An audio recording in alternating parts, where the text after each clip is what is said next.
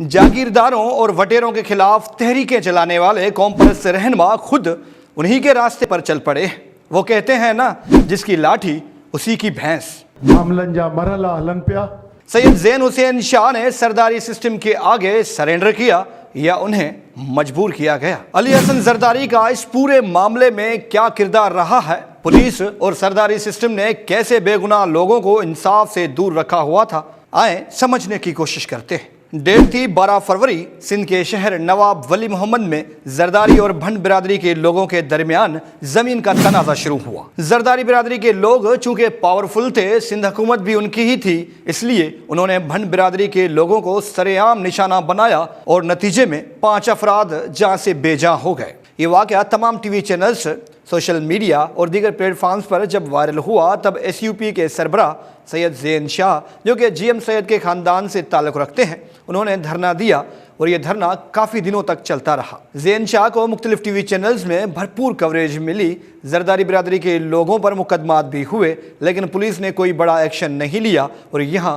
कानून और इंसाफ भी खामोश नजर आए। चूँकि 800 एकड़ ज़मीन का मामला था, जागीरदार और सरदार हुक्मरानों की सपोर्ट में आगे आए और अंदरूनी तौर पर हर किसी ने अपना सिक्का चलाने की भरपूर कोशिश की। ज़ैन शाह की तहरीक और जदोजहद से लग रहा था कि कातलों को इबरतनाक सजाएं होंगी, लेकिन ऐसा नहीं हुआ। सिंध के सूबाई वजीर हाजी अली हसन जरदारी के बेटे आशिक हुसैन जरदारी और भंड बिरादरी के मोअज़्ज़िज़ीन ने ज़ैन शाह से उनकी ही रिहाइशगाह पर मुलाकात की। इस मुलाकात में इस बात पर इत्फाक होता है कि 10 मई को सैयद ज़ैन हुसैन शाह की क़यादत में जरगा होगा। भंड बिरादरी ज़ैन शाह को अपना अमीन भी मुकर्रर करती है। सिंध में ऐसे कई वाक़यात होते रहते हैं। लोग मारने के बाद जरगा होता है, फिर कुछ पैसे देकर कातलों को माफ़ कर दिया जाता है। अगर यही सब कुछ करना है तो फिर कानून, पुलिस, अदालतें और दीगर इदारों की ज़रूरत ही क्या है? उन्हें ताले क्यों नहीं लगा दिए जाते? सिंध की अदालतों पर अरबों रुपए खर्च होते हैं, ये कौम का पैसा होता है। वही अदालतें जरगाई सरदारों को कुछ नहीं कहती, नतीजा